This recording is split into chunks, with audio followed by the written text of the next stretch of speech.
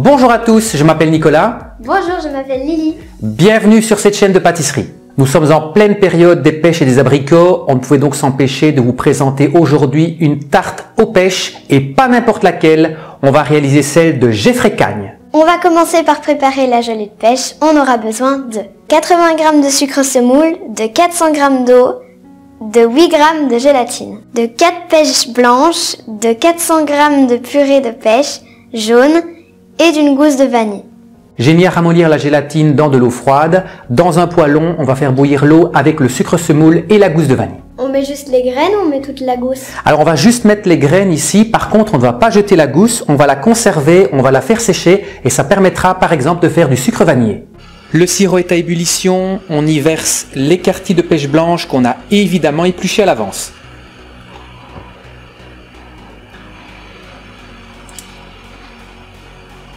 Alors maintenant, on va laisser cuire les pêches à feu doux, tranquillement, pendant quelques minutes.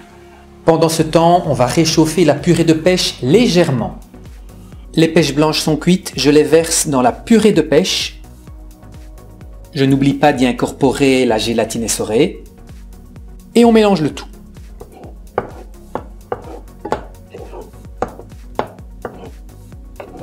Je verse la préparation dans un moule de 20 cm de diamètre. Cette gelée va partir au congélateur pendant au moins 2 heures, ça permettra un démoulage plus facile. En attendant, on va préparer la crème verveine citron, c'est une crème vraiment onctueuse. Alors Lily, on a besoin de quels ingrédients? Il nous faudra 250 g de lait, 50 g de sucre, 250 g de crème fraîche à fouetter, 25 g de fécule de maïs, 2 feuilles de gélatine, 20 feuilles de verveine, 40 g de jaune d'œuf, 20 g de beurre. J'ai mis à ramollir les feuilles de gélatine dans de l'eau froide. Dans un poêlon, j'ai disposé le lait avec les feuilles de verveine. On va faire bouillir le tout et ensuite laisser infuser pendant environ 15 minutes. Dans un cul de poule, j'ai versé les jaunes d'œuf avec le sucre. Je vais fouetter, puis j'ajouterai la fécule. J'ajoute donc la fécule.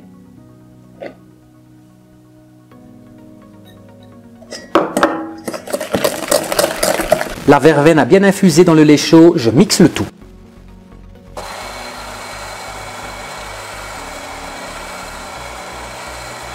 On verse un tiers du lait chaud sur le mélange œuf poudre.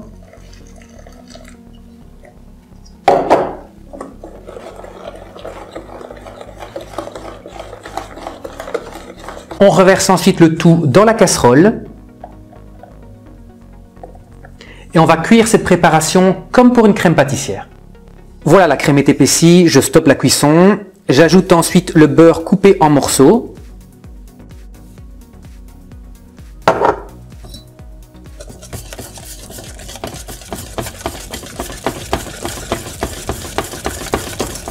Nico, t'as pas oublié d'ajouter la gélatine?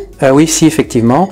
Donc la gélatine essorée, je l'ajoute et je mélange pour la dissoudre.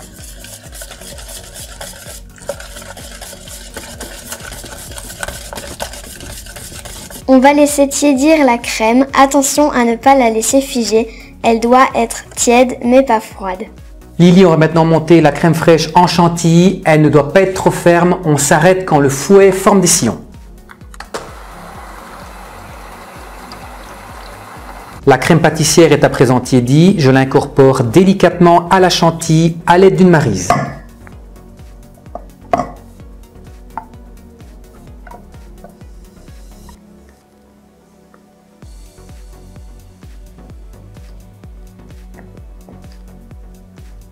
Nous réalisons une tarte aux pêches, nous avons donc besoin d'une pâte à tarte. Alors nous avons choisi ici de travailler avec une pâte sucrée que nous avons réalisée la veille.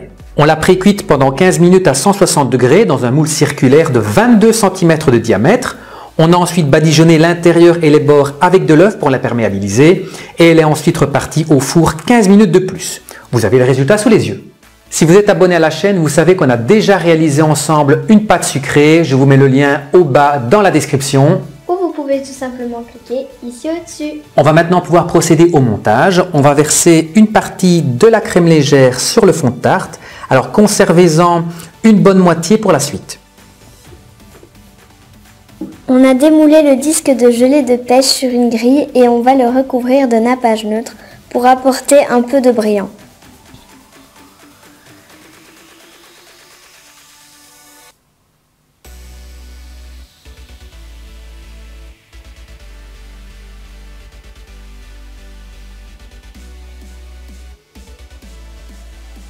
On dépose le disque de pêche délicatement au centre de la tarte.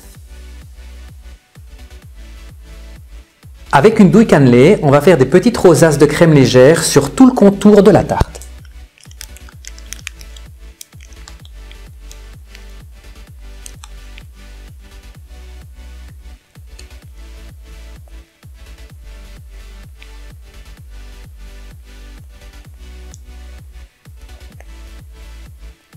J'ajoute quelques quartiers de pêche pour la décoration et ensuite quelques feuilles de verveine.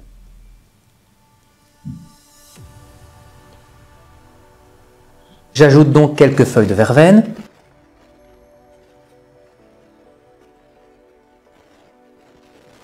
Et bien voilà, cette tarte aux pêches est prête, il ne reste plus qu'à la déguster. On espère que vous avez aimé la vidéo, en tout cas moi elle m'a plu et si vous elle vous a plu aussi, n'hésitez pas à mettre des gros pouces bleus et si c'est pas encore fait, à vous abonner à la chaîne. On se retrouve la semaine prochaine pour une nouvelle recette en vidéo. Bonne semaine à tous! Bonne semaine à tous!